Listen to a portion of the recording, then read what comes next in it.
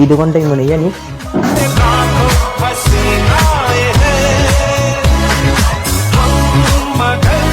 আপনারা কারা? আমরা মিডিয়া থেকে এসেছি। আপনার নাম সিরাজ তো? আপনার ইন্টারভিউ নিতে এসেছি। আমার ইন্টারভিউ?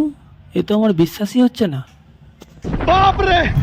আচ্ছা সিরাজ স্যার, আপনি যে এত তাড়াতাড়ি কোটিপতি হয়ে গেছেন, এর রহস্যটা কি?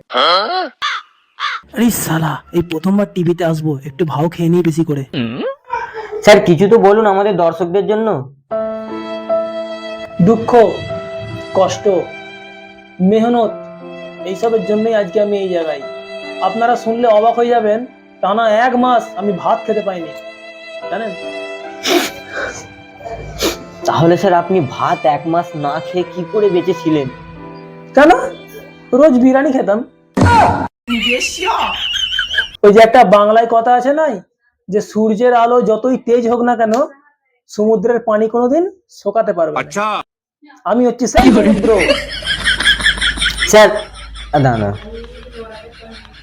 হ্যালো, কে?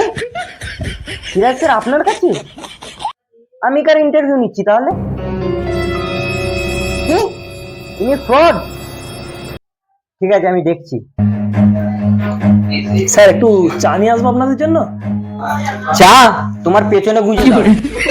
সূর্য, সূর্যের আলো, দুঃখ, কষ্ট, সমুদ্র, তোমার পিছনে গুঁজে দাও।